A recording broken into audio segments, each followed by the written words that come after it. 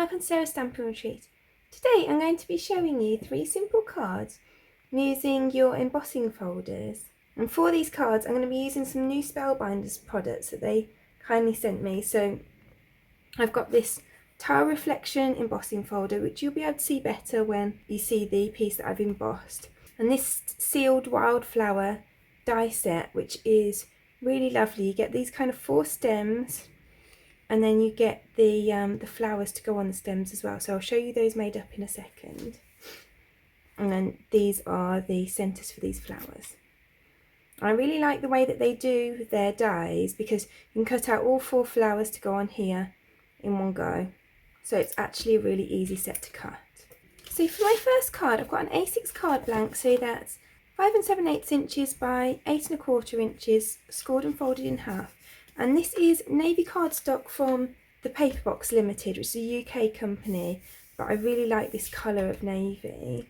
And then I've got this piece, which I've cut to the same height as the card base. And you can see I've embossed it on this gorgeous kind of matte gold cardstock that is from Sizzix. I'll link that below. And what I'm going to do, so I'm just going to tear it down because it's got a white core. Actually, I should show you that, because I did this accidentally, but I actually really like it. So I did the deboss. I put the gold in the wrong way in the embossing folder. So I put it face down instead of face up. So you can see that side shows what it's like when it's embossed properly. This is the deboss side, but I actually think the deboss side is just as pretty as the embossed side, so I didn't correct my mistake. So I'm just going to hold that on there, and then I'll look for about halfway down, halfway across the card, and I'm just going to tear that. And I want some of that white core to show so that you get the kind of contrast between the two. And you can see where this is such a deep embossing folder, it actually tears around the embossed bits a bit, because I embossed that quite heavily. So I'm going to set that to the one side for a second. So this is actually every piece in the die set cut. So you've got this piece, which I'm going to leave as is, and this piece, which I'm going to leave as is, and all of these have been cut from Evening Evergreen cardstock from Stampin' Up. These bits are Petal Pink from Stampin' Up, and these bits are some gold foil sheet, which is a mirror cold cardstock from Sizzix. So for this one with the one leaf on, all I'm just going to do is just use my glue to get a really small dot of glue on there, and I'm going to press this down on top. I think that Spellbinders actually really thinks about how they create their dies, and there's all these dots where the flowers are going to join on to the stems. So you'll notice that I usually use Tombow glue for my makes.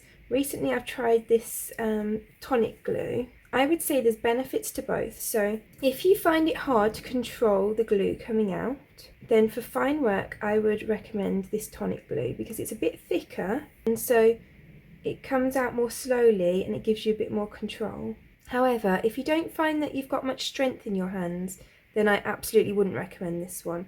You do need a bit of strength in your hands to be able to squeeze it out nicely.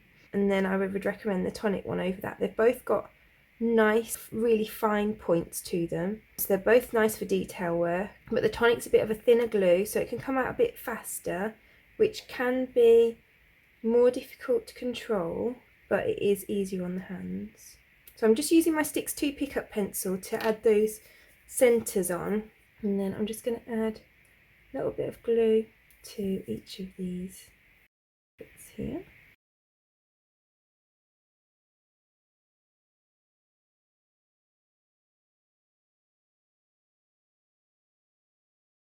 So you can see you end up with these 4 lovely stems. I think now I've got it all laid out, I actually want a smaller border of this. So I'm just going to tear some more of that off. So let's glue that on.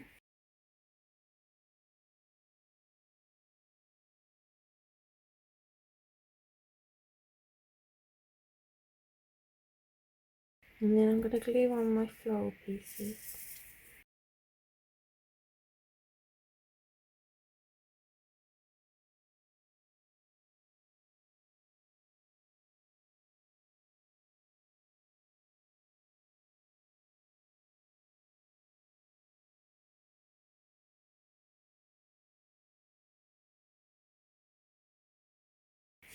And I'm not worrying too much about sticking the stems down because I think I'll get into a gluey mess. So I'm concentrating on gluing the tops down, and then I'm going to put the sentiment over the stems, which will help keep them in place. So then I've got this thank you sentiment, which I have hot foiled onto some petal pink cardstock. So I've used this mini everyday sentiments here. I've used this thank you. I will be using this happy birthday from here as well later on. And what I'm just going to do is just put a little bit of foam pad at each end. And then the stems can go in the middle. And then there's our finished card. So then for my second card, I've used one of these gorgeous layering dies. It's this one here. And these are part of the same Floral Reflection release. So you get the 7 layering dies. And I've cut that out of here. I just don't want us to forget that you can emboss your die cuts as well. So I'm going to pop that through my die cutting machine in the embossing folder. And I've put that through on the emboss side now, so you can see the difference between the emboss and the deboss. I actually really like both, to be fair. Now I've got the exact same thing, so I've already glued them together for this one. So I'm just going to glue this onto the front of my card.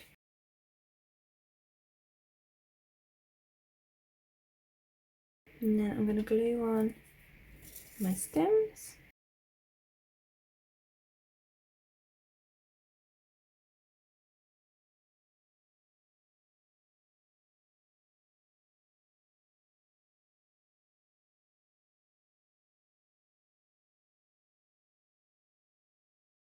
And I just love how gorgeously delicate these dies are.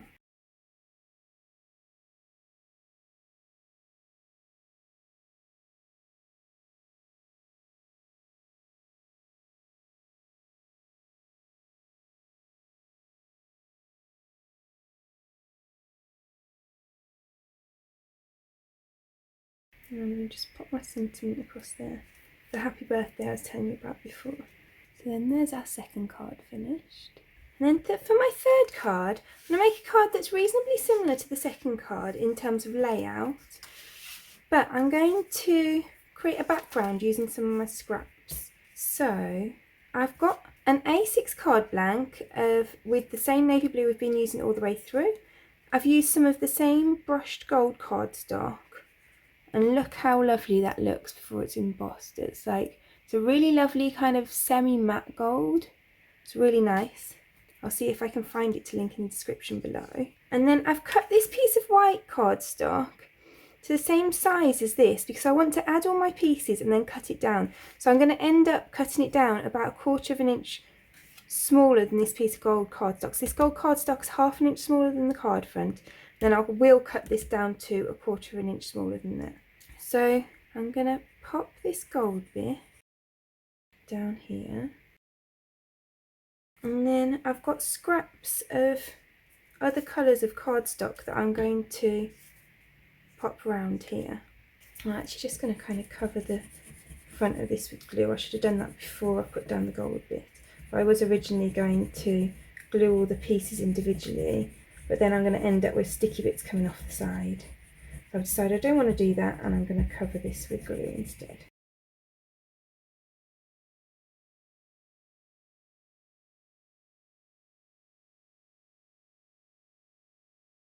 So now that I've got those pieces on, I'm just going to trim them off the sides. I don't need to be too careful because I'm going to trim it down in a minute, but I just want to be able to use these pieces again.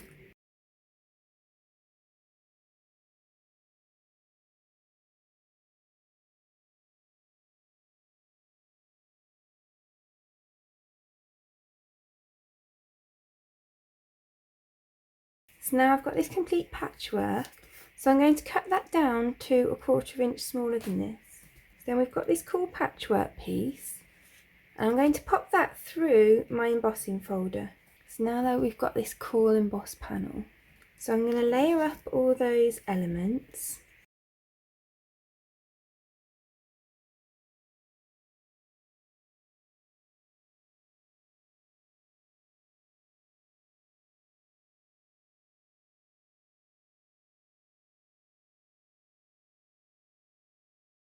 And then I've cut this from the same blue cardstock, and I've used the same set of dies as before, but I've used the size smaller. So to give you an idea, this is the size I used before and this is the size I'm going to use this time, because I want to make sure I'm not covering up too much of this background.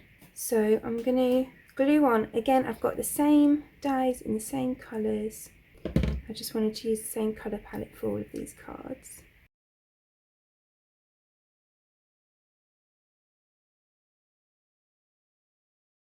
And then I've got that same thank you sentiment as we used before. And as I always say on the videos where I use the hot foiling, obviously if you don't have a hot foil machine you can always heat emboss your sentiments instead to give a similar look. I just really like the hot foil look. And if you're interested in hot foiling, then I'll link below to my unboxing video of where I got my hot foil machine, and that kind of shows the unboxing, so you see what you get in the box, and it also shows how I found what shims were right to get the best result for my machine, because I don't have the Spellbinders die cutting machine, I've got a Sizzix one. So it works fine, you just have to work out the right shims for it.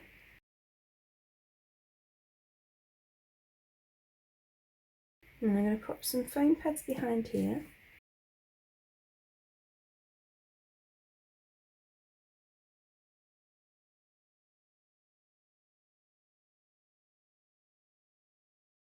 And then there's that card finished. So there are my 3 completed cards. Let me know in the comments below which is your favourite. I really hope that you enjoyed today's cards. If you did, I'd appreciate you clicking like below. You can also press subscribe if you'd like to see future videos. If you press the bell button and select all, then YouTube will notify you when I've got a new video available. All of the products that I've used for today's cards are listed in the description below, and you'll also find a link there to my blog where you can find a picture supply list if that helps you find what you're looking for. Thank you so much for joining me today. I hope to see you again soon.